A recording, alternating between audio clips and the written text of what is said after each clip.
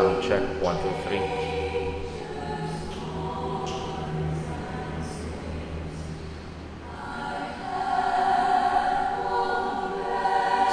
Sound check, 1.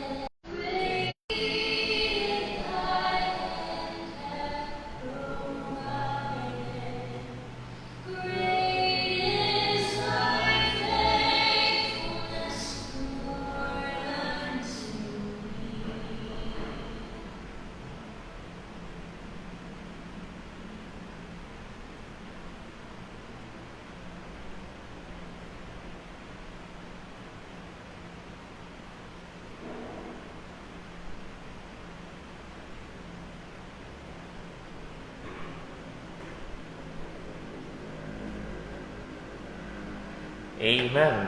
Isang magandang gabi po sa bawat isa sa atin. Tayo ay nagpapasalamat sa Diyos sa kanyang biyaya at pag-iingat. At tayo po ay patuloy niyang ginagabayan at sinusustentuhan. At sa lahat ng mga bagay po na ito ay tunay tayo po ay pinagpapala po ng Panginoon. Salamat po sa Panginoon. Ako po ay may kakaibang kagalakan kaya ng umaga. Una, tayo nagkasama-sama sa pagsamba sa Panginoon, pero it was a record high attendance since the pandemic. Though hindi natin na-break yung atin hong yung regulations na 10%, doon talaga tayo sa threshold, 25 people sa loob ho ng ating bahay-sambahan. So isang malaking kagalakan ho ito. At I hope ang iba nating mga kapatiran ay excited and looking forward pa din na tayo ho ay magkasama-sama sa atin hong pagsamba. So purihin ang Panginoon sa mga bagay nun. What an encouragement sa inyong manggagawa, and I know sa biyaya ng Diyos it is a pleasing thing sa atin hong Panginoon.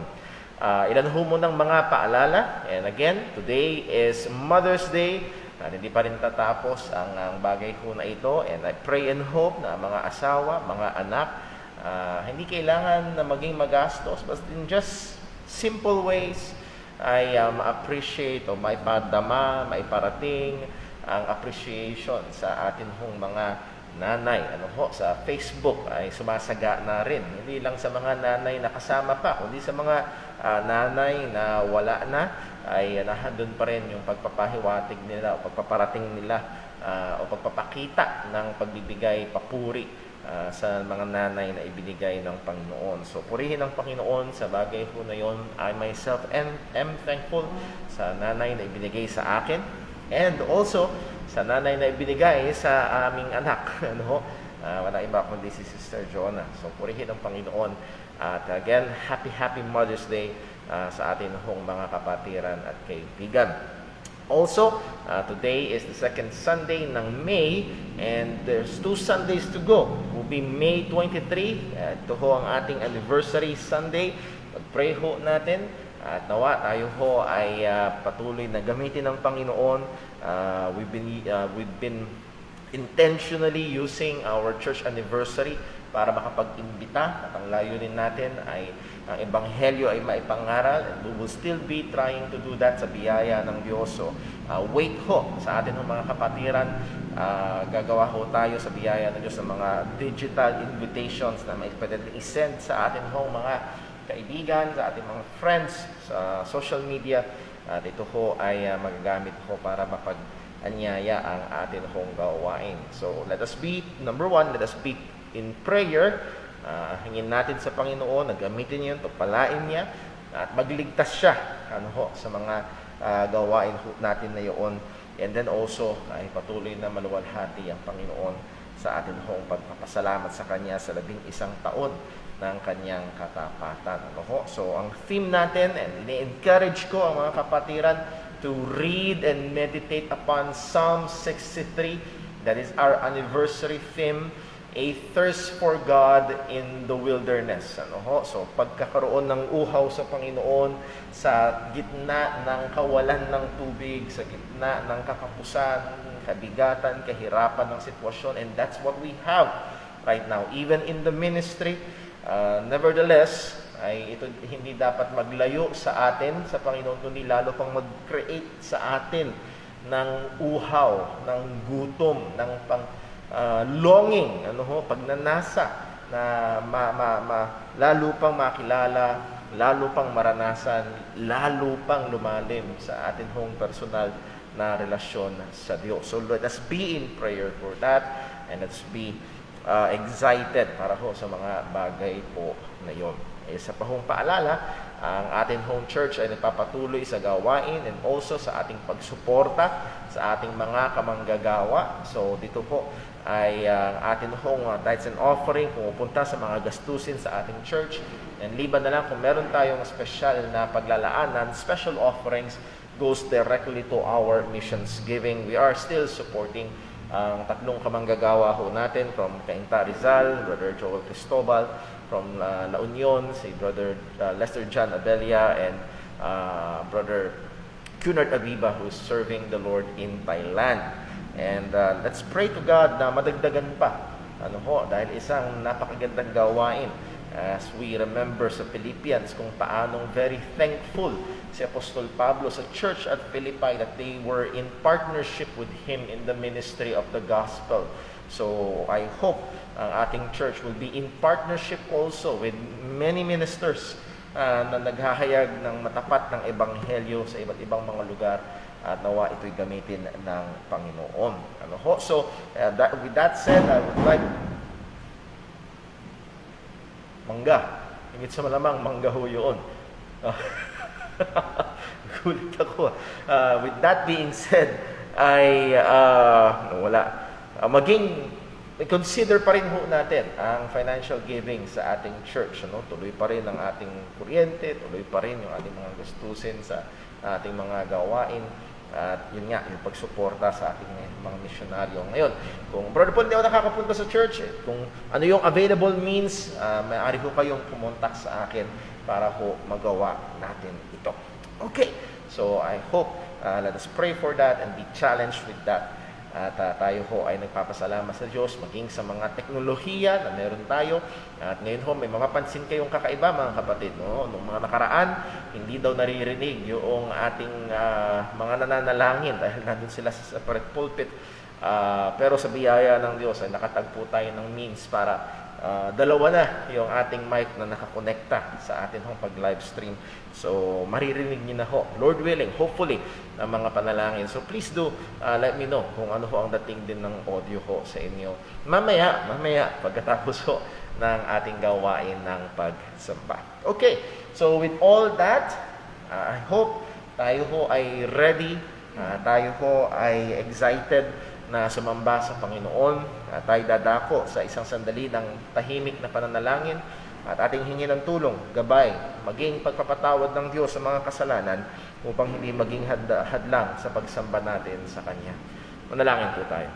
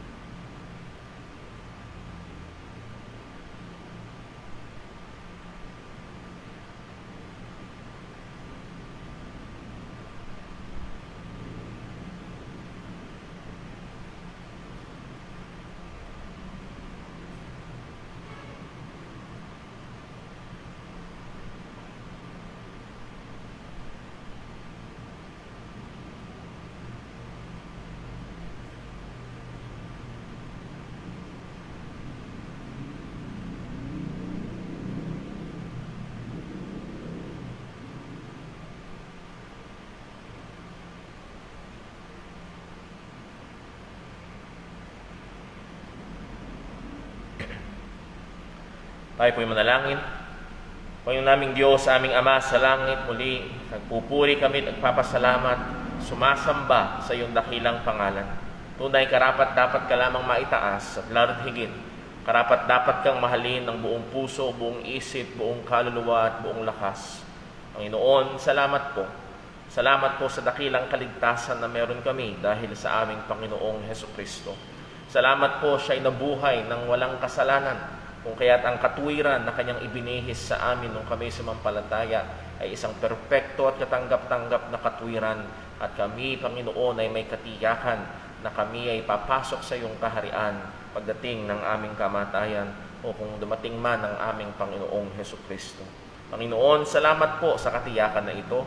Wala kaming ibang tinutungtungan, wala kaming ibang inaasahan, kundi ang iyong bugtong na anak. Salamat, Panginoon, sa iyong mga salita na patuloy naming gabay, nagbibigay sa amin ng direksyon, ng liwanag, ng hamon. Nawa, O Diyos, sa buong linggong ito na kinakaharap, tulungan mo po at paalalahanan ng iyong mga mananampalataya na huwag kaligtaan ng isang napakahalagang bagay na ito ang magbigay pansin at ang panahon sa iyong katotohanan, sa iyong salita. Ama, samahan mo po kami ngayon sa gawain ngayong gabi. Bigyan mo kami, Panginoon, ng tamang puso. Tali mo po, Panginoon, ang aming mga atensyon at nawa maging handa kami sa aming pag-awit, pananalangin, pagkakaloob at maging sa pakikinig ng iyong salita. Muli, Panginoon, ikaw lamang ang maitaas sa aming kalagitnaan at amin din pong hinihiling ang iyong pagsiyasat sa aming mga puso at buhay. Anumang mga kasalanan, kakulangan, kabagalan sa kabanalan, patawarin mo kami, Panginoon, tulungan mo kami patuloy pang magpursige sa pakikipaglaban sa mga nakatahang kasalanan sa amin. Muli, ikaw po nawa lamang ang maitaas sa lahat ng ito. Masumpungan mo na hindi lamang ang aming nguso ang malapit, kundi maging ang aming puso ay tunay na nagpupuri sa iyo. At lahat ng ito'y dalangin namin sa ngalan ng aming Panginoong Hesukristo. Amen. Tayo po'y tumayo at tayo po'y umawit sa Panginoon.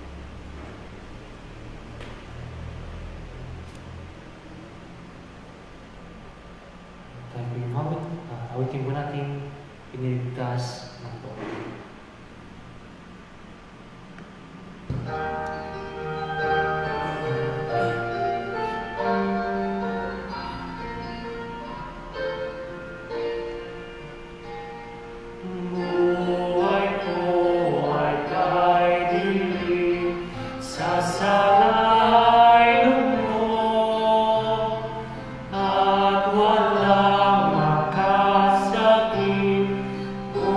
sa Panginoon. Ngunit hinihingi ng Diyos ang aking pag-ibig, at ako'y iniligtas ng pag-ibig. Pag-ibig niya ang nagligtas sa aking pagkakalungkot. Itinaas pag-ibig niya ang nagligtas sa aking pagkakalungkot.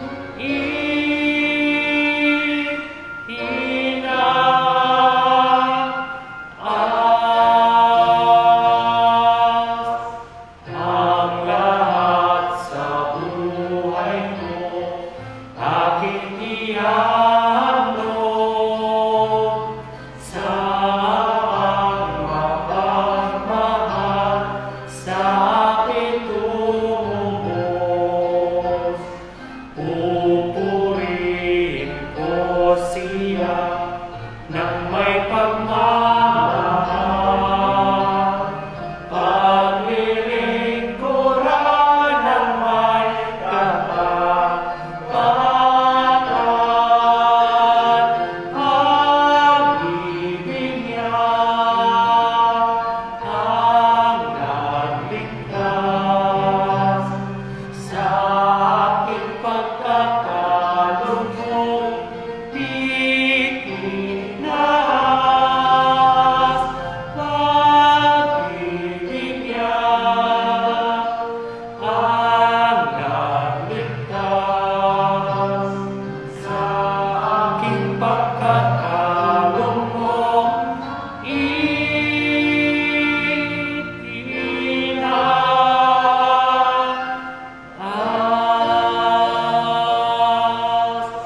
Taong makasalanan, manalig kay Jesus.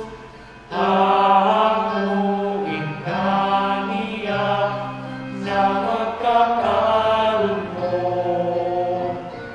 Buhay mong binabanyo, papayapain niya. Lapit na kay Jesus, pasakop ka. Pag-ibig niya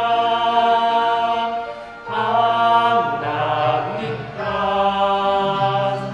sa aking pagkakalungkot.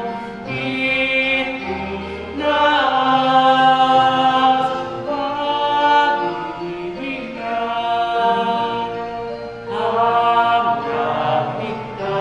nagligtas sa aking pagkakalungkot.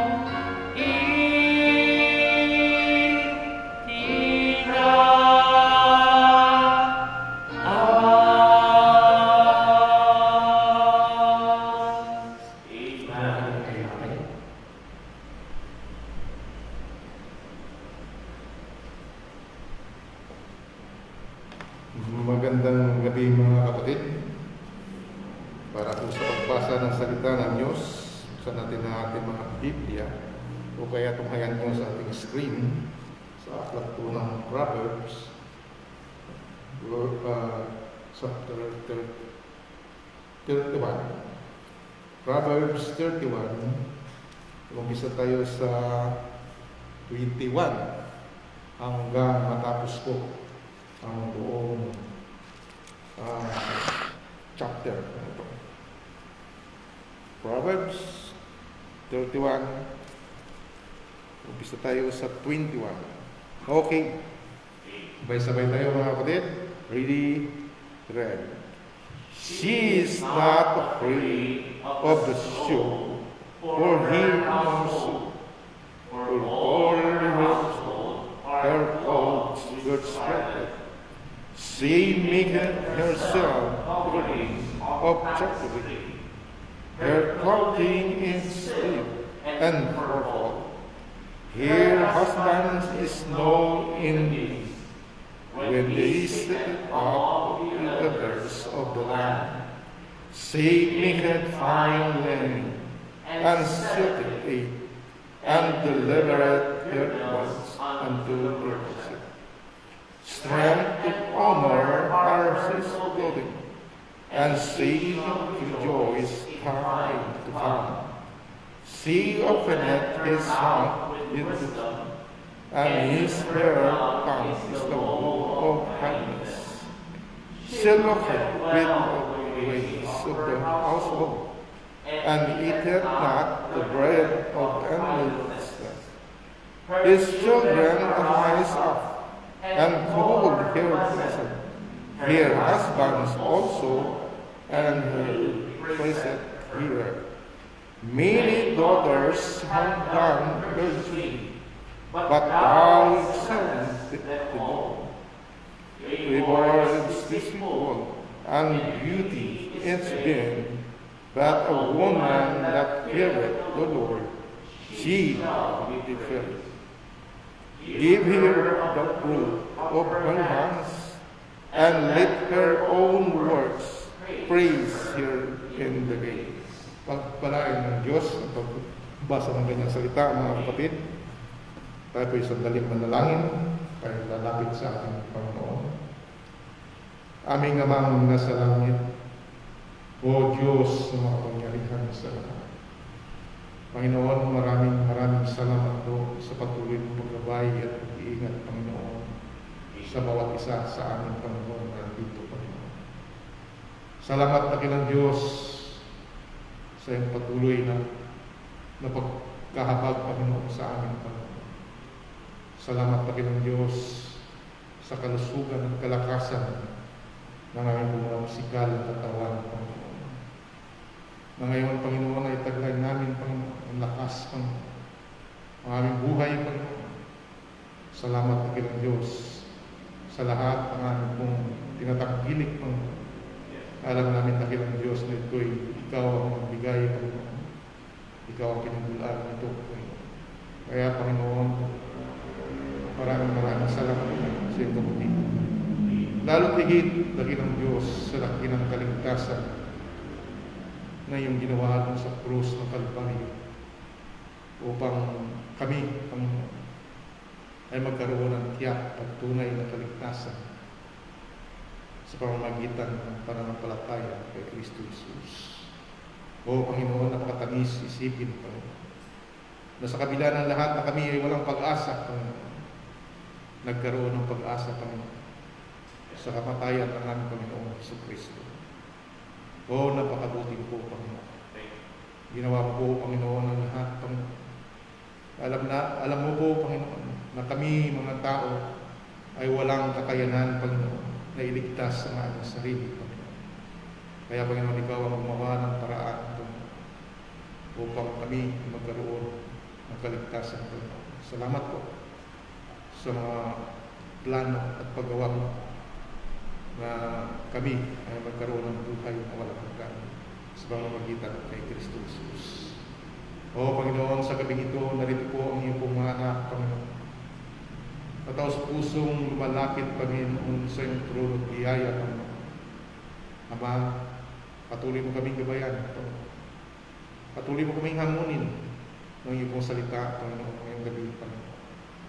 At tawa na kilang Diyos, maisintro namin ang aming isipan at puso, Panginoon, na Ikaw ay lulhatiin, purihin at sambahin, Panginoon, sa Espiritu at katotohanan, Panginoon. O Panginoon, habagan po, Panginoon, patuloy yung iyong mga anak na ito, Panginoon.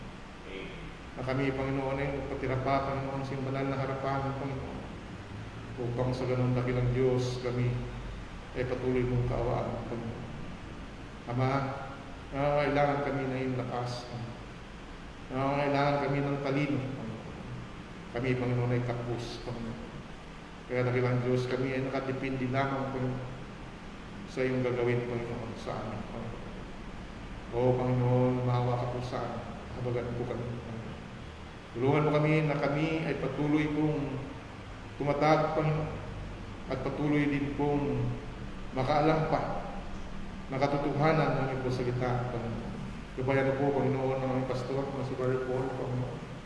Pagpapatuloy na pagsusumikap, Panginoon, ng iyong pong salita, Panginoon, na kanya pong mapag-aralan ay kanya pong maisalin, Panginoon, o maibahagi, Panginoon, sa iyo pong anak, Panginoon, sa dakong ito, Panginoon. Tulungan po ang aming pastor, manawaan ng Diyos, hindi siya magsawa na mag-aaral, Panginoon, upang kami, Panginoon, ay magpakain, Panginoon, ng mga espiritual na mga bagay, Panginoon. Tulungan po rin po, Panginoon, ang kanyang buong pamilya, O Diyos. At nawa, Panginoon, ganoon din po ang mga gawain, tungkulin, Panginoon, na inaatang po sa kanyang balikat, Panginoon, sa iglesyang ito, Panginoon. Patuloy mo siyang gabayan, Panginoon. Upang mapangunahan na kinong Diyos ang iglesyang ito, Panginoon, na maharap kami, Panginoon, na walang pulbog, Panginoon, sa pagdating ng iyong anak ng aming Panginoon, Jesu Cristo.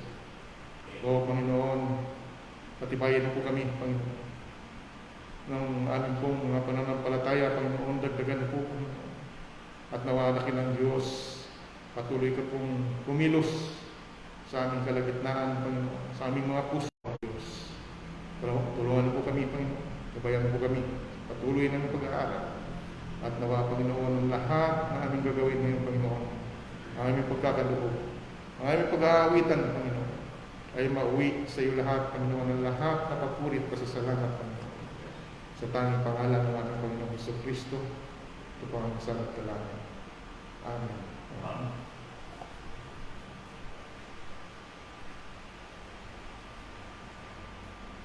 Tayo po rin tumawag sa Panginoon. Awitin po natin, Oh, how I love Jesus.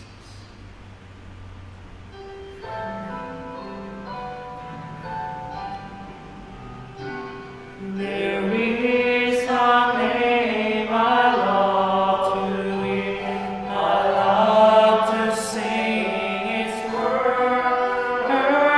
It sounds like music in my ear, the sweetest name on earth.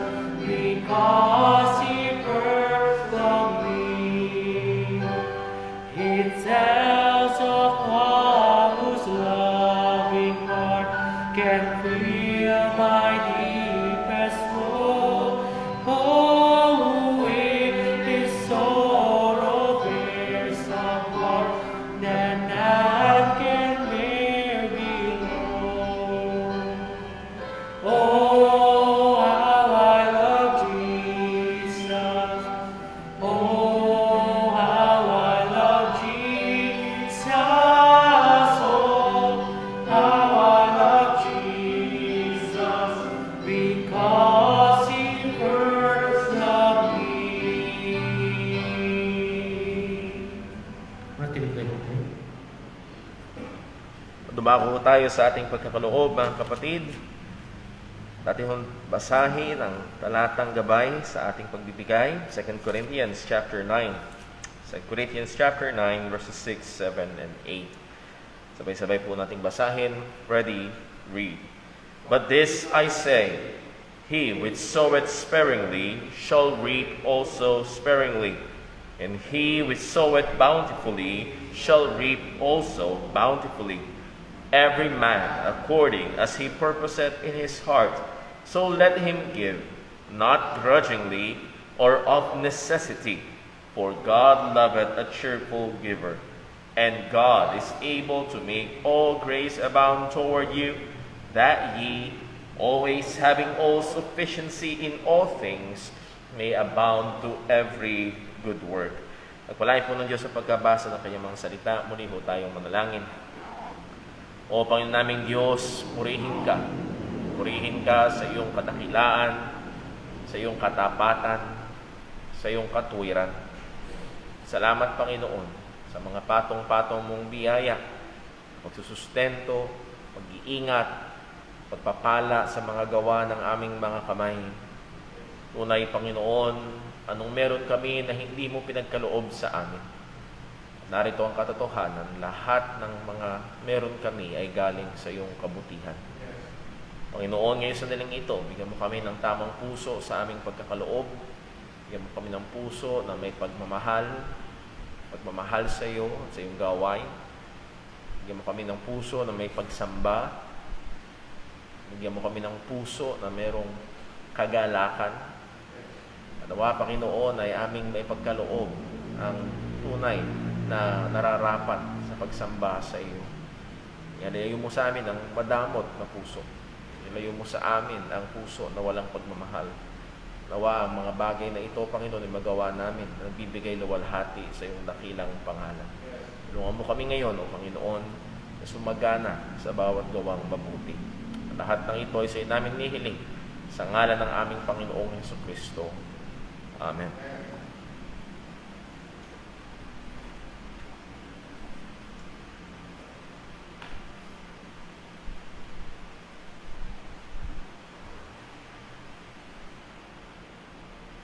Tayo po rin tumawag sa Panginoon. Awitin po natin, Rock of Ages.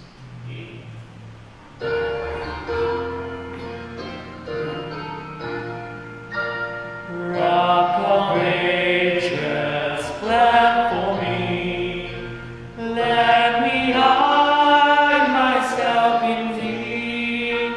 Let the water and the mud from thy own that savage flow be of same the double blue. Save from wrath and plainly view. Could my tears forever flow? Could my seal no longer know? This for sin could not atone. Thou must save and thou alone. In my hands no price I bring, simply to thy cross I cling. While I draw this fleeting breath, when my eyes shall close in death, when I rise to worlds alone, and behold thee on thy throne, Rock of ages, clap for me. Let me hide myself in thee. Musika po lahat.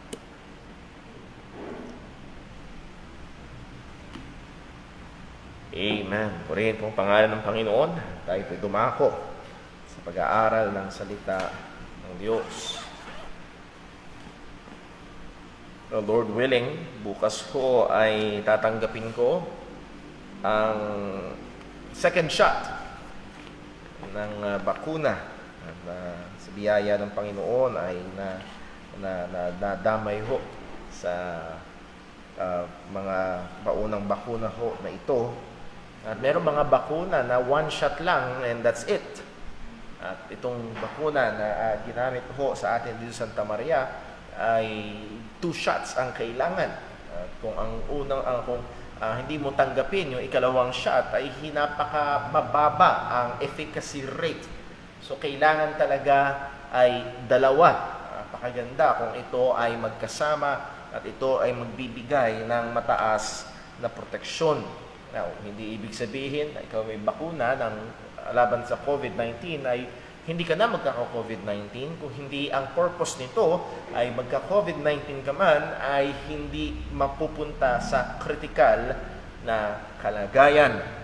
Now, this reminded me doon ho sa sinabi ni Haring Solomon sa Ecclesiastes chapter 4 that 2 is better than 1. And definitely, sa ilang mga bakuna na ito, 2 shots is better than 1. Mas magiging epektibo. At ang sabi ni Haring Solomon, 2 are better than 1 because they have a good reward for their labor.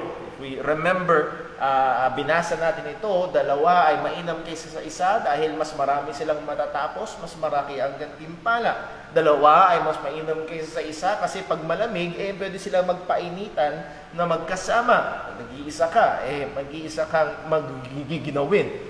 Ang 2 ay mainam kaysa sa 1. Kapag nahulog ka sa isang bangin, ay mayroong mag-aangat sa iyo. Ang 2 ay mainam kaysa sa 1. Kung mag-isa ka lang lalaban, baka ikaw ay matalo. Pero kung 2 kayo, kayo ay maaaring magkaroon ng tagumpay. So here is the wisdom. It is very wise to have good companions. At ito ang ating nakikita sa huling sulat ni Apostol Pablo na kung saan kanyang pinahiwatig ang kanyang pagnanasa na makasama itong kanyang mga companion sa gawain at naroon ang pangangailangan niya sa kanilang presensya. And we are created as social beings. Kaya nga ho, isa sa mga matinding parusa sa preso ay pag nabartolina. That for an extended period of time ay wala kang nakakasalamuha. Doon ka lang sa isang kwarto na wala man lang bintana at maaaring walang ilaw. Depende sa kung ano ang kanilang disenyo. Pero isa sa mga torture doon is not to be able to interact with other people. We are created by God to have fellowship primarily with Him and then secondarily sa ating mga kapwa tao. And that remains true even in our Christianity at maging sa atin hong pagmiministeryo. At makikita nga ho natin sa 2 Timothy chapter 4, bandang huli, ay nahandoon ang pagpapahayag ni Pablo ng pagnanasa na makasama niya ang kanyang mga kamanggagawa, particularly ang kanyang anak sa pananampalatayang ito na si Timoteo. So tayo po'y tumayong muli at atin hong basahin ang 2 Timothy chapter 4. 2 Timothy chapter 4 verses 9 to 15. 2 Timothy chapter 4 verses 9 to 15. Tumayo po tayo para sa pagbasa ng salita ng Panginoon. Babasahin ko ho, pakisundan nyo sa inyong mga Biblia. Ito po ang sabi ng Diyos. Do thy diligence to come shortly unto me. For Demas hath forsaken me, having loved this present world, and is departed unto Thessalonica, Crescens to Galatia, Titus unto Dalmatia. Only Luke is with me. Take Mark, and bring him with thee, for he is profitable unto me for the ministry. And Tychicus have I sent to Ephesus. The cloak that I left at Troas with Carpus, when thou comest, bring with thee, and the books, but specially the parchments. Alexander the coppersmith did me much evil. The Lord reward him according to his works. Of whom be thou ware also, for he hath greatly withstood our words. Pagpalain po ng Diyos ang pagkabasa ng kanyang mga salita. Tayo po ay manalangin. Ngayon naming Diyos, aming Ama, muli, aming hinihiling ang iyong pagbibigay gabay, ng liwanag, ng karunungan. Nawa, ay buksan mo ang aming mga mata upang makita namin ang mga dakilang bagay mula sa iyong salita. At hindi lang ito maging impormasyon, kundi maging mga katotohanan na patuloy na gagawa sa aming mga buhay upang kami ay lalo pang hubugin sa kabanalan, lalo pang hubugin sa wangis ng aming Panginoon at tagapagligtas. Panginoon, wala kaming ibang nasa kundi malaman ang iyong kalooban, magawa ang iyong kalooban. Turuan mo kami ngayon, samahan mo kami ngayon, lalo na po ako bilang tagapagturo. Ingatan mo rin po, maging ang aming mga kapatiran na nakatunghay sa live stream na makapag-focus sa aming pag-aaral. Lahat ng ito, Panginoon, ay aming inihiling sa ngalan ng aming Panginoong Hesukristo. Amen. Maaari na pong magsiupo ang bawat isa. And I hope we are reminded sa ating pinaka-mensahe sa passage na ito na ating binasa. One of the great means of grace in the life of a believer is to have companions in their journey of the Christian life and ministry.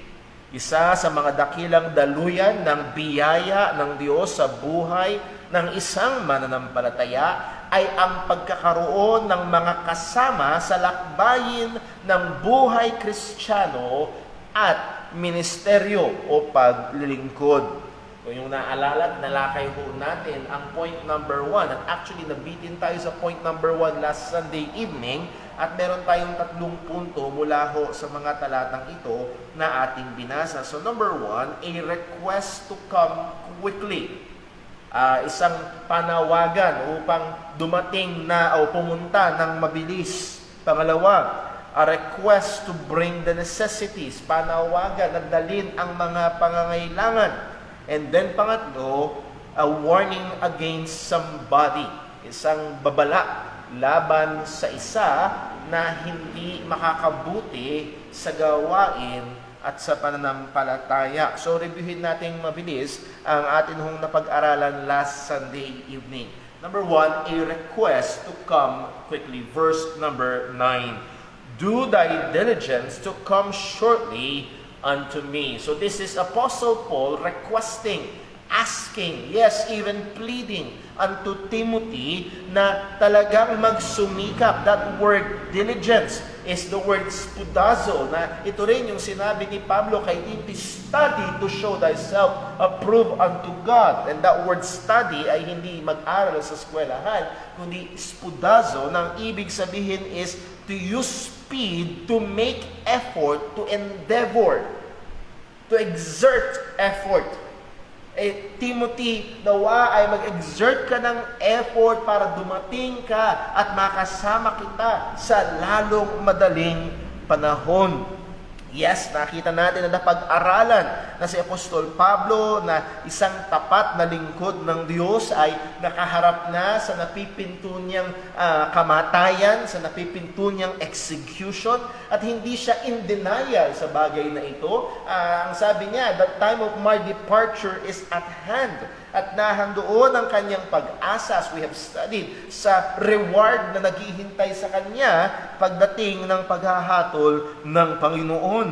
So, hindi ito isang pagkakaroon ng takot sa kamatayan, pero hindi rin itinatanggi, at nakikita natin dito na, yes, though he is an apostle, though he is filled with faith, he is still a person. Siya pa rin ay isang tao. At bilang tao, as we have said, tayo nilikha ng Diyos as social beings at nahandoon ang pangangailangan ng kasama.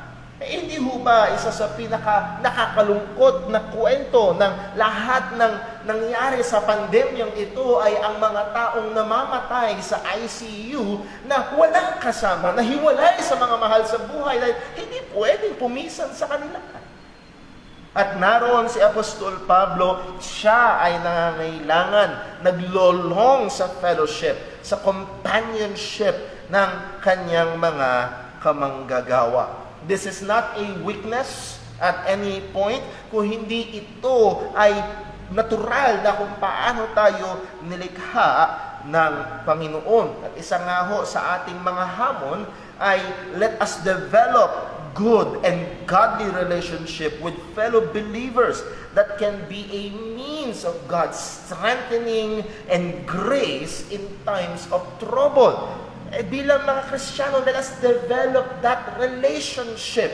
Magkaroon tayo ng mga tao kapag ikaw yung nakaharap na, Lord, hopefully, hindi naman sa kamatayan. Pero kung ikaw ay nasa gitna ng isang matinding problema, kung ikaw ay nasa gitna ng matinding hamon na yung kinakaharap at nandun na, humahatak ang discouragement, nararamdaman mo ang bigat ng stress. Well, sino yung sasabihan mong,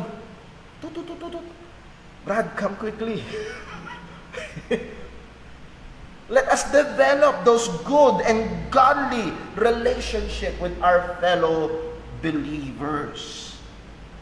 So, and then also, isa pang challenge sa atin, let us be good and godly believers that others can call upon when they are in times of needing of companionship. Kapag merong mga kapatiran na nalulugmok sa problema, nahihirapan sa bigat na daladala, hindi ba utos ng Panginoon magpasanan tayo ng kabigatan ng isa't isa? And let us be sa biyaya ng Panginoon, able and available para sa mga nangangailangan na kapatiran. And I am not in a fantasy world na iniisip ko na parang si Superman, kaya kong dalin lahat. No! Ako rin ay nangangailangan ng mga pagkakataon na may mga tatawagan ako at nagkukonsulta ng problema at naghahanap ng wisdom and just for prayer requests. And then hopefully, just yung sinabi ng salita ng Panginoon, magpasanan tayo. Lahat tayo ay may kabigatang daladala at magpasanan tayo ng mga kabigatan. Walang problema. Pero kahit may daladala tayong problema sa ating sarili, na inuutusan ng Diyos na makituwang pa din sa dalahin ng iba. So let us develop those good and godly relationships, and let us also be available to be a help for others. Well, bakit? Ano ang rason? Bakit wala bang kasama itong si Pablo? Well, meron. Marami siya actually kasama. Pero karamihan dito ay hindi niya nakasama at this point of time. Ang sabi, binigay ni Pablo ang reason. Verse 10, "For Demas hath forsaken me, having loved this present world." So we had a character study about Demas. Again, hindi ito yung sa tingin ko sang-ayon sa data na meron tayo salita ng Panginoon. Hindi natin masasabing si Demas ay talagang para bang deny niya na si Kristo. Hindi natin masasabi na para bang talagang tumalikod na siya sa pananampalataya at namuhay na siya ng makamundong buhay. Actually, makakakuha pa nga tayo ng implikasyon na pumunta siya sa Thessalonica kung nasaan nandoon ng isang malusog na iglesia ng ating Panginoong Jesucristo. And most probably, he went there to minister. Nevertheless, ang sinabi ng Panginoon sa pamamagitan ni Pablo, having loved this present evil world. Si Demas ay hindi isang basta-basta miyembro, siya ay isang manggagawa. Sa maraming paraan at sa maraming pagkakataon, siya'y nakikita bilang kasama ng mga apostol at gumagawa sa ministeryo, naghahayag ng salita ng Diyos. He was with Paul in many circumstances, maging sa mga mahihirap and challenging circumstances. And yes, tinawag siya ni Pablo na fellow laborer. Hindi siya idler. Hindi siya tatamad-tamad na walang ginagawa. He is a fellow laborer. Nevertheless, anong nangyari? Makikita natin dito, ay higit sa malamang, nung nakita na ni Demas na ang kalagayan ni Pablo, at kapag siya ay patuloy na pumisan kay Pablo, ay baka magdelikado ang aking personal safety. Magdelikado ang aking personal na buhay. So, hindi yun para sa kanya, hindi siya willing para sa risk na yon, at siya ay umalis at iniwan niya si Pablo. It may be, it is more likely na siya ay allured by the success and the position he had as a leader in the church. Maaaring siya ay, ang bihira, anong gagawin ka sa loob ng kulungan? Baka madamay pa ako sa bitay. Talaga, gusto niyo pa rin dito. The supposedly privileges na maaaring kanyang nararanasan sa pagiging isang manggagawa. Yung mga admiring eyes na nakatingin sa kanya, yung mga tinuturing siya bilang isang tagapanguna, maaaring napapump minsan yung kanyang ego at hindi siya willing na bitawan ang mga bagay na ito. So si Demas ay nang iwan, having loved this present world. So isang hamon sa atin, let us, by the grace of God, set our eyes so focused on Christ and His grandeur that the great promises of God to win us from our attraction and attachment to this world. Ang ibig sabihin, sa biyaya ng Panginoon, ating ituon ang ating mga mata, nakafocus kay Kristo, sa Kanyang kagandahan, sa Kanyang kaluwalhatian, nakatingin sa mga pangako ng Panginoon upang awatin tayo sa ating pagkahaling at pagka-attached sa mga bagay sa mundong ito. So nawa, tayo ho ay masumpungan ng Panginoon kung kinakailangan ay handa na ibuwis ang buhay para sa pananampalataya sa Kanya. Now, gusto ko lang i-clarify, we are not commanded to seek martyrdom. Ang sabi ng Panginoong Jesus, pag pinersecute kayo sa bayan na ito, lipat. Again, that's wisdom. Nevertheless, sa obserbasyon ni Pablo, and it's an inspired observation, iba ang kalagayan ni Demas. Nahandoon ang kanyang attachment, pagmamahal sa mundong ito. Masyado siyang attached. Well, nakita rin ho natin ang isa pang karakter. Sino ito? Si Luke sa verse number 11. Ang sabi ni Pablo, only Luke is with me. Wala, hindi ito disappointment, if you remember, hindi ito pambihira, si Luke lang ang kasama ko. Timothy, bilisan mo, si Luke lang ang nandito. Hindi yun ang tono ni Pablo. He is just stating a fact. Timothy, bilisan mo, kailangan kita dito, gusto kong makasama ka, at si Demas ay nang iwan, pero hindi lang basta si Demas, andun din si Titus pumunta sa Dalmatia, si Crescens pumunta sa Galatia, and no doubt sila pumunta roon to minister. Ang naiwan lang talaga dito ay si Luke. Naiwan lang talaga ay si Luke. And who is Luke? Nakita ho natin si Luke ang writer ng Book of Luke. Siya ang writer ng Book of Acts. At siya ay isa sa mga pinakamadalas na kasama ng mga apostol sa kanilang mga missionary journeys in preaching the gospel. That's why he was able to write the Book of Acts. Marami doon is first-hand witness, first-hand eyewitness, si Luke. Sa Philemon 1:24, tinawag si Luke na fellow laborer. Sa Colossians 4 verse 11, si Luke ay tinawag na beloved physician. Doon siya ay minamahal na manggagamot. At higit sa malamang, pinagamit ni Luke itong kanyang propesyon at kakayahan ng panggagamot ay pinagamit niya para makapagministeryo sa mga mananampalataya. At narito makikita natin na si Luke ay nanatiling kasama ni Pablo.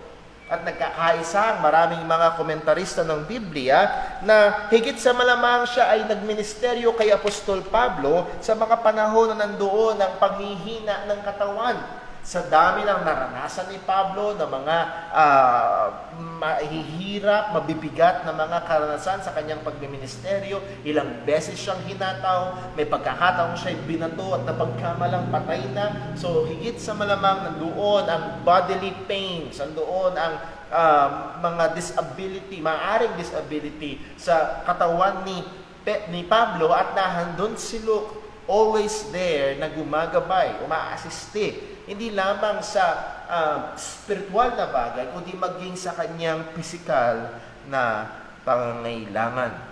Ano ang nakita ho natin at natutunan natin mula kay Luke? Si Luke ay nagministeryo kay Apostol Pablo. At ang pagmiministeryo ni Luke na ito sa kamanggagawa at kapatid sa Panginoon ay isang totoong paglilingkod sa Diyos. Do you remember the passage na ating binasa? Na kung saan ang sabi ng ating Panginoong Kristo sa panahon ng paghuhukom, ibubugot niya ang tupa sa kambing at sasabihin niya sa mga tupa, ako ay nagutom at ako inyong pinakain, ako ay may sakit at ako ay binigyan niyo ng gamot, ako ay nasa kulungan at ako ay dinalaw niyo. At ang sabi ng mga mananampalataya, Lord, kailan ka nagutom at pinakain? Kailan ito nangyari? At ang sabi ng Panginoong Jesus, ang ginawa niyo ito sa mga maliliit niyong kapatiran, ginawa niyo ito sa akin. So ang punto ho, Luke's service to Paul is truly a service to God. Sa ating paglilingkod sa Panginoon at sa ating mga paglilingkod sa ating mga kapatiran, sa ating paglilingkod sa ating mga kapatiran ay tunay itong paglilingkod sa Panginoon. Meron hong mga tao na ang tingin ay para bang, si Luke, assistant lang yan ni Pablo. Pero hindi. Yes, umaasiste si Luke kay Pablo, pero ito ay tunay na paglilingkod din naman sa Panginoon. Buksan natin muli ang isang talata na medyo madalas nating nababalikan sa Hebrews chapter 6. Hebrews chapter 6.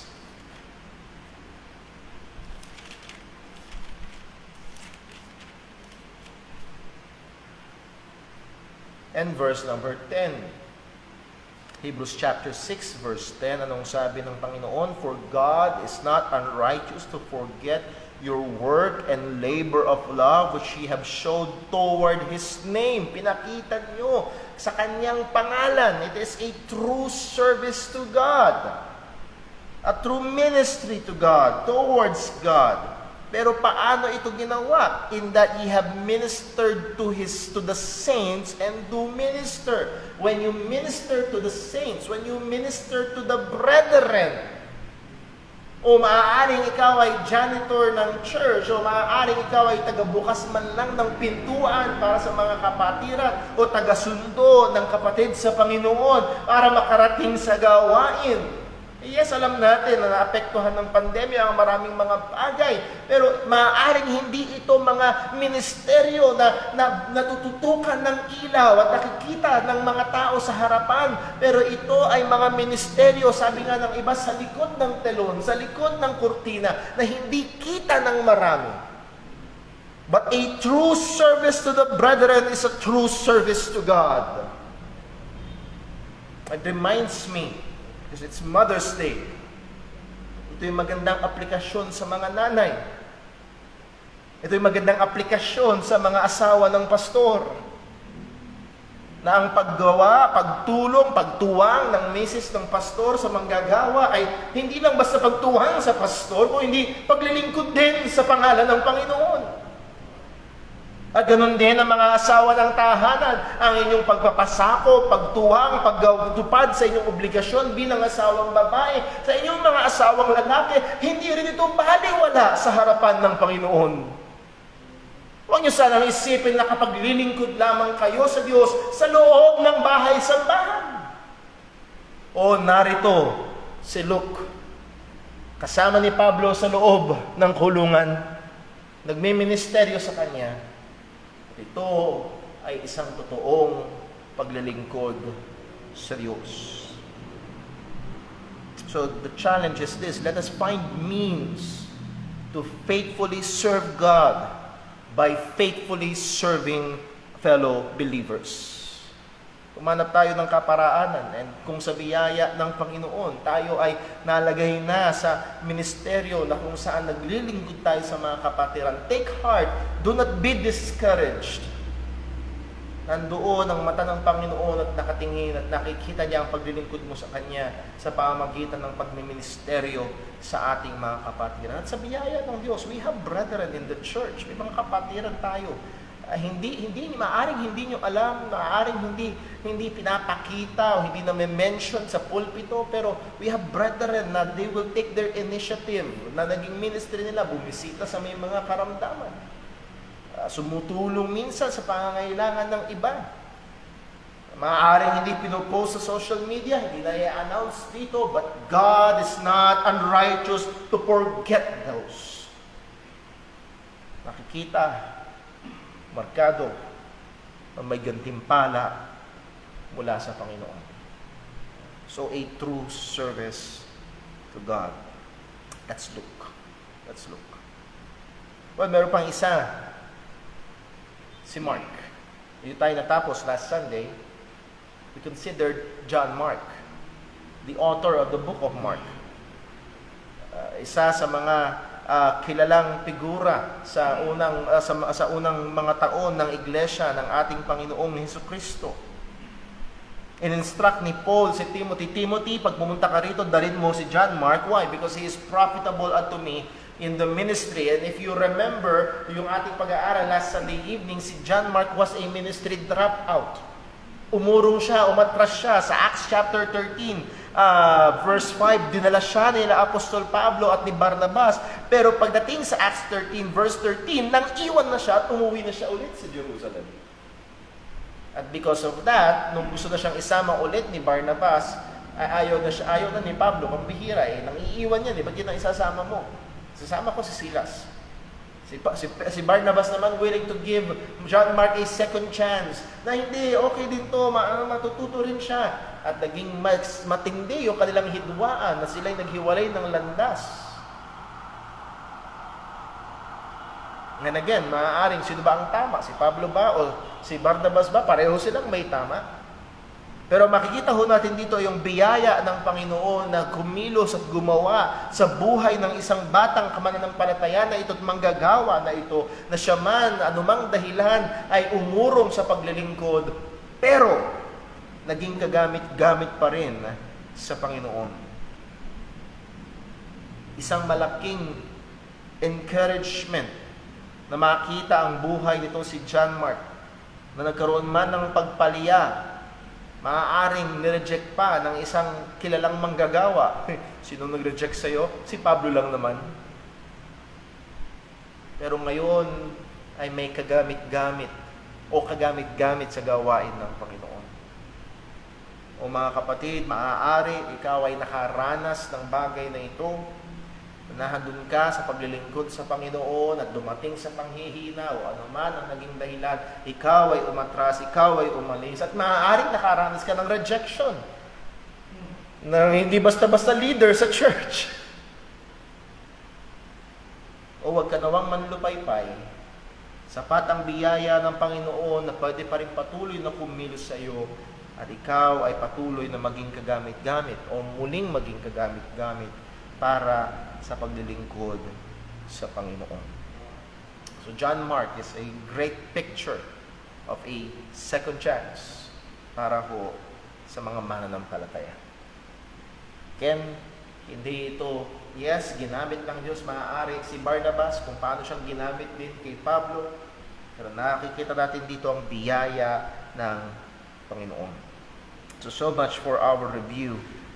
So verse number 12, hindi tayo nakaabot dito, which is a very, very short verse. A very, very short verse. Maaaring pagbabasa natin ay anong importansya nito. Verse 12, 2 Timothy chapter 4, and Tychicus have I sent to Ephesus. So nakita ang request ni Pablo kay Timothy, Timothy, bilisan mo. Pumunta ka dito mabilis. Ang dahilan ay iniwan ako ni Demas, si Titus nandun na sa Dalmatia, si Crescens nandun na sa Galatia, si Luke lang ang kasama ko dito. At pagpunta mo, Timothy, isama mo si John Mark, sapagkat si Tychicus ay pinadala ko na at pinapunta ko na sa Ephesus. So, si Tychicus ay kasama noon ni Pablo at sinugo niya si Tychicus patungo sa Ephesus.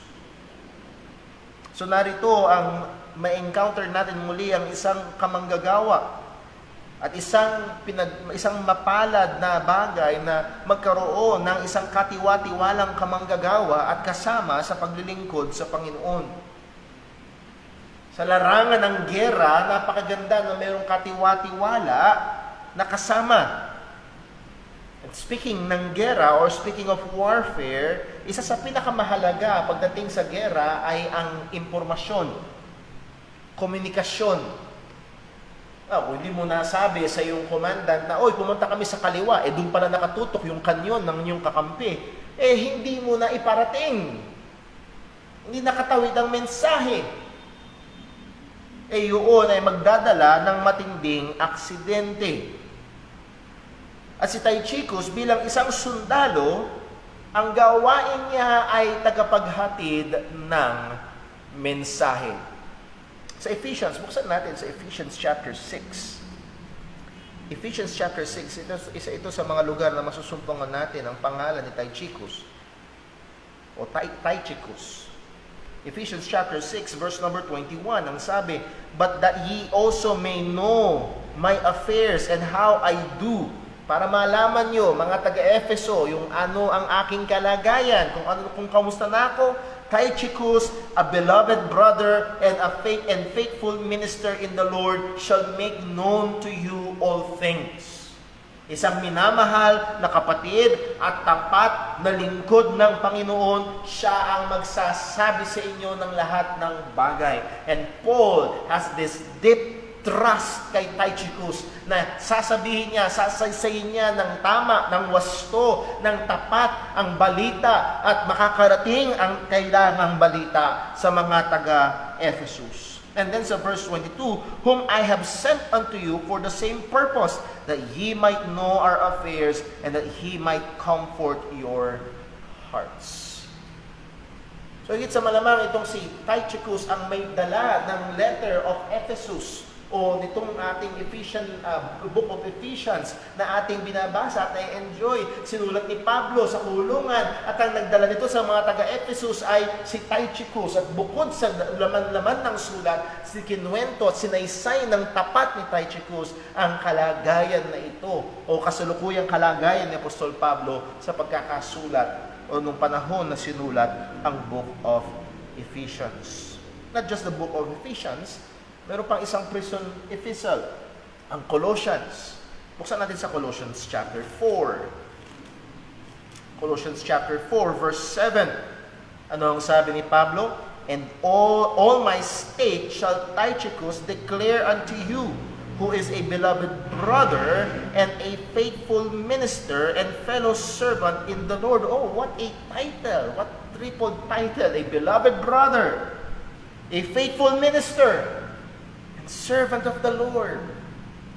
Maaaring hindi na nasaysay ang mga ginawa ni Tychicus, pero with that, siya isang minamahal na kapatid. There is that closeness, there is that endearment. Not just that, he's a faithful minister na nag-testing, dumaan siya sa pagsubok at nasumpungan na siya isang tapat na lingkod. And not only a faithful minister, but a servant of the Lord. Tunay na alipin ng Panginoon. Hindi siya alipin ng tao, hindi siya alipin ni Pablo, siya alipin ng Panginoon. At si Tychicus ang magdadala ng balita sa inyo. "Whom I have sent unto you for the same purpose, that he might know your state and comfort your hearts." At makikita natin dito, twice sinabi that he might comfort your hearts. Sinabi sa mga taga-Ephesus that he might comfort your hearts. Sinabi sa mga taga-Colossae that he might comfort your hearts. And here is Tychicus na makikita natin. He has the gift of comforting people. Hindi lamang comforting people sa pagsasabi ng mga gusto nilang marinig o pag-inflate ng kanilang ego, self-esteem, no. Pero he can come alongside people. Lalo na sa mga taong nag-aalala para kay Apostol Pablo, siya'y pupunta ron at sasaysayin niya ang mga pangyayari in a way that it would give comfort sa puso ng mga nag-aalalang mananampalataya. Yes, he is somewhat obscure character sa Bagong Tipan, pero he played a very great role. Para ma-appreciate natin ang katapatan ng kamanggagawa na ito, bilang isang tapat na mensahero, Noon pa lang panahon ng mga apostol, meron ng mga namemeke. Buksan natin sa 2 Thessalonians chapter 2. 2 Thessalonians chapter 2, ang sabi ni Apostol Pablo sa verse 2, that ye be not soon shaken in mind and be troubled, neither by spirit, nor by word, nor by letter as from us. Binigyang babala ni Apostol Pablo ang mga taga-Thessalonica, huwag kayong mabagabag ng mga tagapagturo ng mga salita o ng mga sulat na tila magagaling sa amin. There have been pseudo-apostles. Merong mga writings, may mga kumakalat na kasulatan na nagpapanggap na sila ang apostol, ginagamit ang pangalan ng apostol para makakuha ng simpatsya, para makakuha ng mga tagasunod. And those are unfaithful messengers. Pero si Tychicus is a very faithful messenger.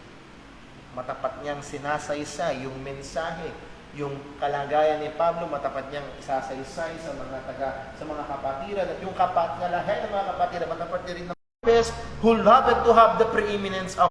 Can you imagine, Tychicus, dala-dala niya ang Ephesians, dala-dala niya ang sulat sa Colossians, at sabi niya, hindi niyo kailangan to, makinig na lang kayo sa akin. He was a faithful messenger. He was not like Diotrephes. Then there will be also yung babala ni Apostol Pablo sa Acts 20 verse 30, na merong mga tao mula mismo sa mga naglilingkod. Sabi niya, also of your own selves shall men arise speaking perverse things to draw away disciples after them. Tychicus was not interested to draw away disciples after him. Ang gusto niya ay marinig ng mga mananampalataya ang tapat, ang maayos, ang wastong salita ng Panginoon, kanyang dineliver ng tapat, ang sulat at sinaysay ng tapat, ang balita. He was a faithful messenger. Ang sabi ng Proverbs 25 verse 13, as the cold of snow in the time of harvest, so is a faithful messenger to them that send him. For he refresheth the soul of his masters. Yung tapat na mensahero ay para daw lamig ng niebe sa araw o sa oras ng tagapagtag-ani. Siguro, medyo maunawaan natin yan sa init ng panahon. Sa init ng panahon natin ngayon. Kapag ikaw ay napasok sa isang kwarto, sabihin natin may air conditioning, sarap. At yun daw ang dating ng isang tapat na mensahero, na kanyang dinadala ng tapat ang mensahe.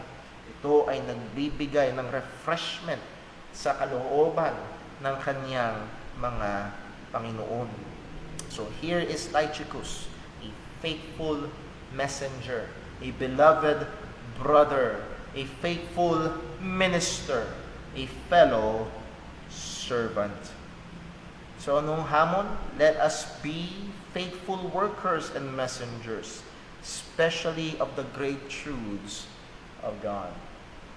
Let's practice that, being faithful.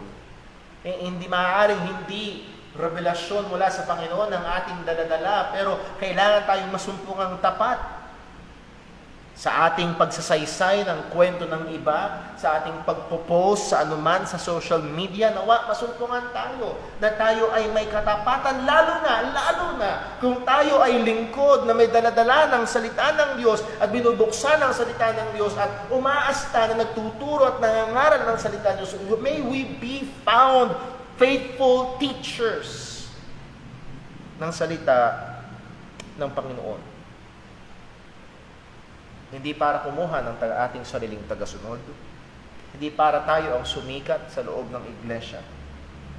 Kundi, like Tychicus, a faithful messenger. A faithful messenger. And then lastly, makikita rin ho natin dito, makikita rin ho natin dito ang wisdom na ginamit ni Apostol Pablo.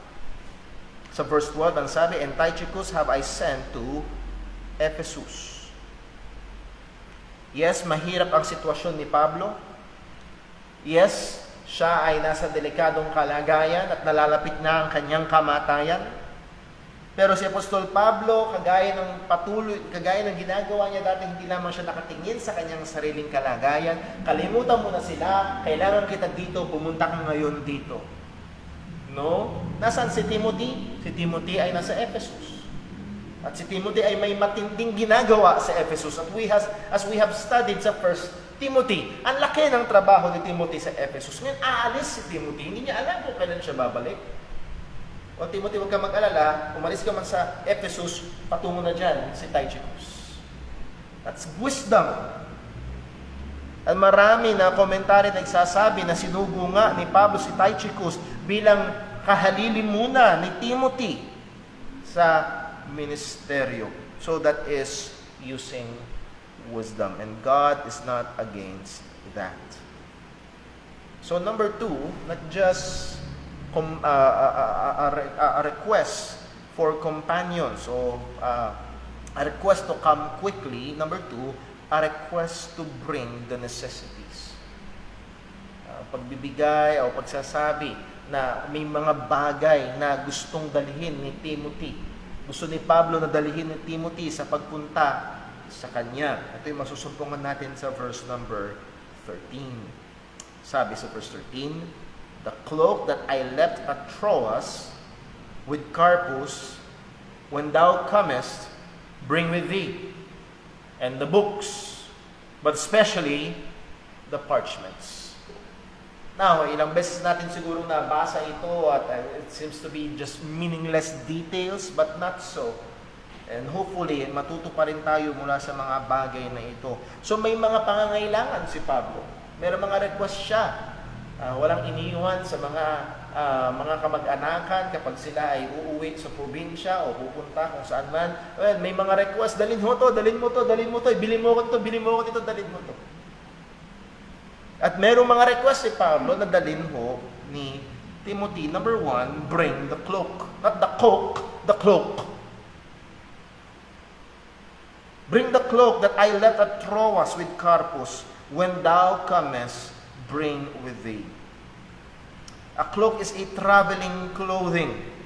Ito ay higit sa malamang hindi double-sided, a double-patterned cloak. Ito, sa madaling salita, makapal. Nakadesenyo ito para sa malamig na panahon. Alala ko ho, first time kaming pumunta sa Amerika at patapos pa lang ang winter. May mga jacket naman kami, pero ang jacket namin, hindi pang Amerika, pang Baguio. Manipis. Ay, kalamig. At naririto, kung ating maalala, ang sabi ni Pablo kay Timothy sa verse 21, "Do thy diligence to come unto me before winter." Parating na ang taglamig. At Timothy, bilisan mo, at isa sa mga dahilan na kailangan mong dalian na pumunta rito, daanan mo yung cloak sa Troas at dalhin mo kasi lalamig. And this is just very practical. Very practical. Maaari, at isa sa mga suggestions ng mga komentarista ng Biblia, na nung inaresto si Pablo sa Troas, ay doon sa Troas, nakatuloy siya sa isang mananampalataya na ang pangalan ay Carpus, at nung time na yun, maaari din niya kailangan itong makapal na damit na ito, at maaaring doon niya muna inilagak yung kanilang mga gamit, at nung sila ay nasa labas, doon dumating ang pag-aresto kay Pablo at hindi na nadala ang mga gamit na ito. So si Pablo ay nasa kulungang Romano na kung saan ito'y malamig at parating pa ang taglamig. So here is the practical request of Paul. Bring the cloak. Timothy, bilisan mo. Parating na ang winter. Bilisan mo, dalhin mo. Sa madaling salita, para sa panahon natin, dalhin mo yung jacket. At hindi ako ginawin.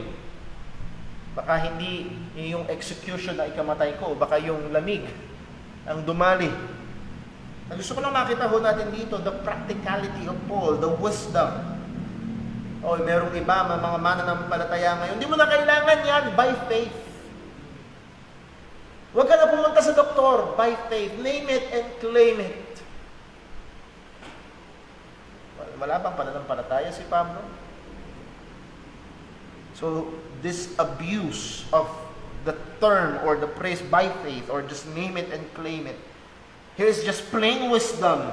And use of wisdom is not against faith or true spirituality. Pero mga tao na tila baga ang paggamit ng katalinuhan ay laban sa pananampalataya. Mag-ingat ho tayo. Naalala ko ho ang isang totoong pangyayari na kung saan isang church ang magdaraos ng anibersaryo. Pero sangayon sa balita, may parating na bagyo. May nag-alok doon sa church. Gusto nyo ba na pahiramin ko kayo ng mga tolda? Ang sabi, nag-pray kami sa Panginoon by faith, hindi uulan. At bumagsak ang ulan. Again, it's using wisdom is not against faith. Foolishness is not a sign of faith. And here is Paul, just being practically wise. Darating ang taglamig, kailangan ko yung cloak. Timothy, bring the cloak. Bring the cloak. Very practical. At ang sabi niya, it was at Troas with Carpus. As we have said, wala tayong detalye patungkol kay Carpus. Dito lang nabanggit ang pangalan ni Carpus. The best that we can assume ay siya ay isang mananampalataya sa Troas na kung saan siya ay hospitable at doon tumahan muna sila Pablo sa kanilang ministeryo at doon nakalagak yung mga gamit at doon dumating ang pag-aresto kay Pablo na iwan yung kanyang mga gamit. Now, ano pa yung ibang mga pinagdadala ni Pablo? Ang sabi niya, when thou comest, bring with thee, hindi lamang yung cloak and the books. Dalhin mo ang mga libro. Now, alam ko ho, pag narinig natin yung modern English word na books, ang atin hong, ang tumutungo sa ating isip ay yung mga libro na kagaya ng Bible na meron tayo ngayon. Kung mas modern ka, baka iniisip mo ay e-books na pwedeng ipasa kahit sa social media.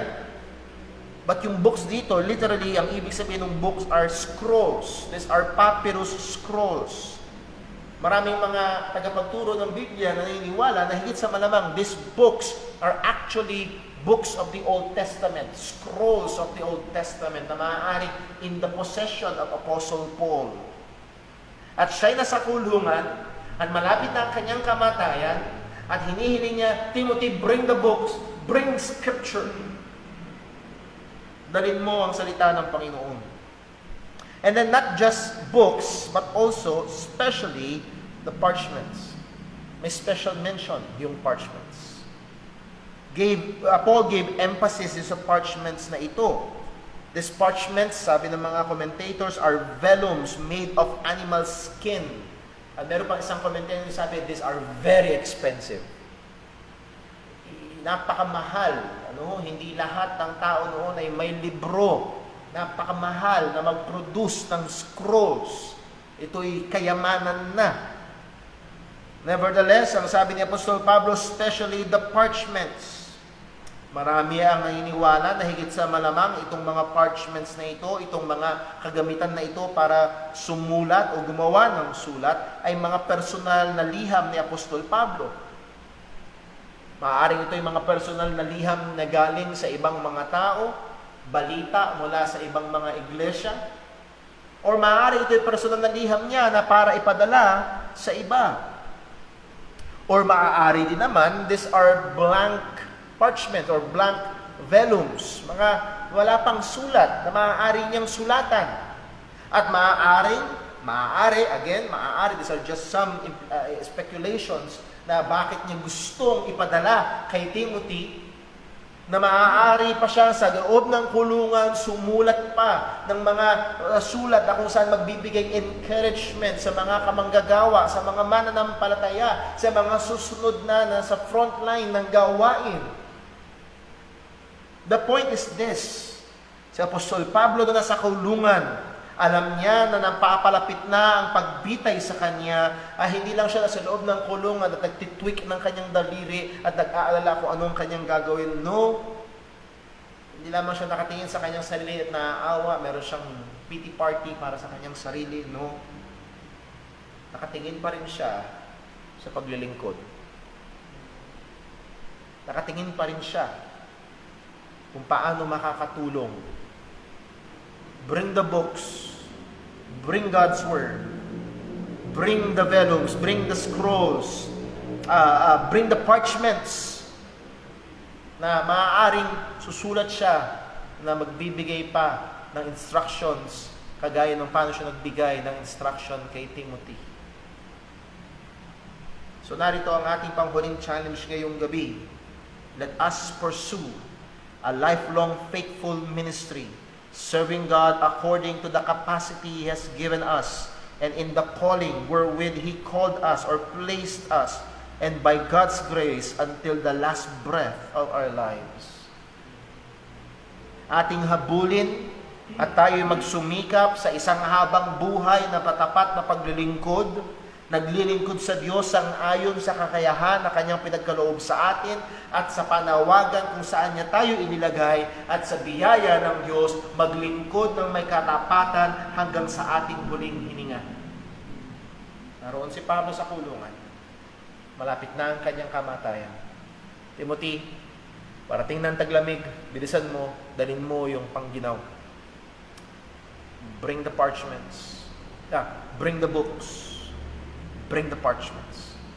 Nasa isip pa rin ni Pablo ang paglilingkod sa mga mananampalataya kahit malapit na ang kamatayan. Nawa sa biyaya ng Panginoon ang mga praktikal na bagay na ito, ang mga napakagandang mga bagay na ito na natututunan natin mula kay Timothy, mula kay Luke, sa second chance na nakita natin mula sa kay John Mark. Matuto tayo mula sa kay Dimas na minahal ang sanlibutan ito. Matuto tayo maging sa isang mananampalataya na hindi masyadong sikat, si Tychicus, na isang tapat na mensahero at tapat na lingkod. Matuto rin tayo sa practicality ni Apostol Pablo at maging sa kanyang patuloy na paglilingkod hanggang sa huling sandali. Andun ang pagnanasa niya na makapagbigay paglilingkod sa mga mananampalataya. May God by His grace masumpungan tayo anuman ang ating kalagayan. Kung dumating man ang ating kamatayan, tayo ay huminga ng ating huling hininga ang naglilingkod ng tapat sa Kanya. Let's pray. O naming Diyos, aming Ama sa langit, salamat po sa mga paalalang ito. Salamat po sa mga taong ito na iyong ginamit. Please Lord, remind us na sila ay tao din, makasalanan din na kagaya namin, na niligtas mo ng iyong biyaya at naglingkod sa iyo. Nawa, O Diyos, ito'y maging hamon sa amin na kung paanong kami rin ay mga makasalanan niligtas mo ng iyong biyaya, ay masumpungan mo kami sa anumang kapasidad na iyong pinagkaloob at kakayahan ay makapaglingkod sa iyo ng may katapatan. O, tulungan mo kami, Panginoon. Tulungan mo kami.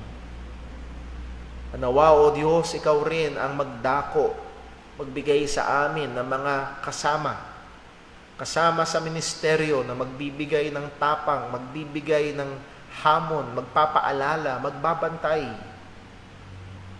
Nawa, O Diyos, gamitin mo rin kami. Gamitin mo rin kami para sa buhay ng ibang mga kapatiran na maging pagpapala, hamon, pag-iingat sa kanila. O Panginoon, ingatan mo kami sa buong linggo ito na aming kinakaharap, ilayo mo kami sa tukso. Ayaw namin magkasala laban sa iyo.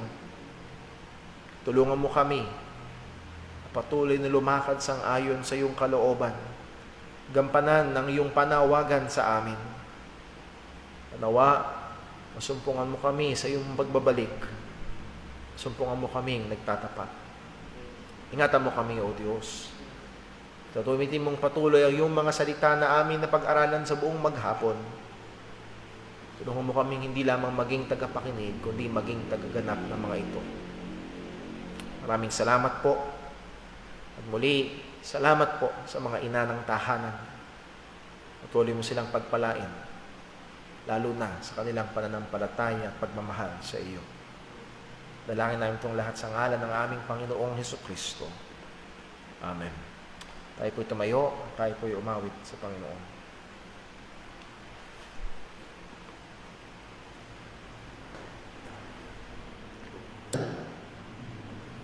Tayo po yung moment. Awitin po natin. To God be the glory.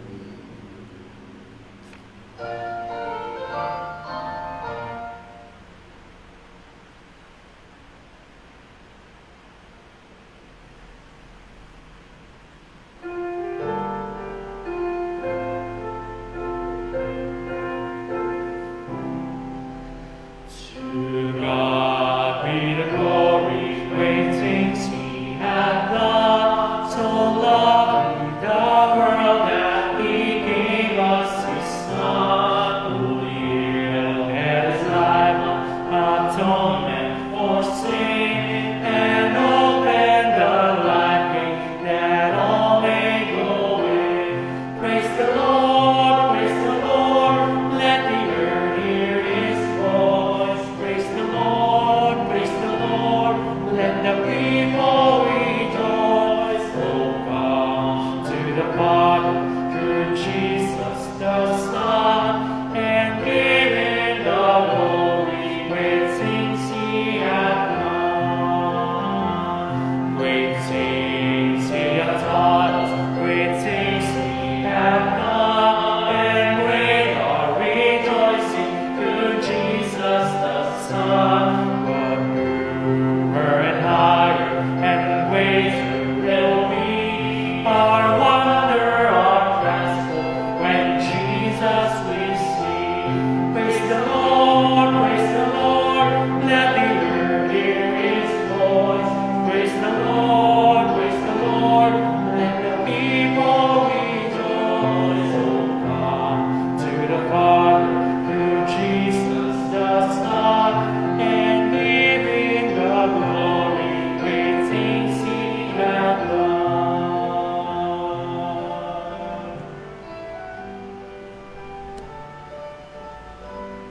Amen. Purihin ang Panginoon. Salamat po mga kapatid sa bawat isang naririto, maging sa ating mga kapatiran kaibigan, nakatunghay sa ating live stream. Muli ho, Happy Mother's Day sa lahat ng mga nanay, at nawa tayong mga mananampalataya ay patuloy na magpagamit sa Panginoon sa paanumang kaparaanan. Ating tandaan, nasa labas man ng iglesia, nagtatrabaho man tayo, ano man ang ating ginagawa, ay gawin natin bilang paglilingkod at pagbibigay puri sa ating Panginoon. Patuloy tayong makipaglaban sa kasalanan, patuloy tayong magpagamit bilang instrumento ng katwiran, at nawa tayo ay masumpungan ng Diyos sa Kanyang pagbabalik na nagtatapat sa Kanya.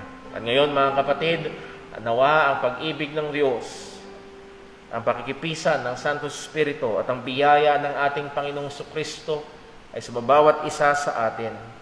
At nawa ingatan tayo ng Panginoon palagi at magpagamit para sa Kanya. God bless po. We are dismissed. Ingat po tayong lahat.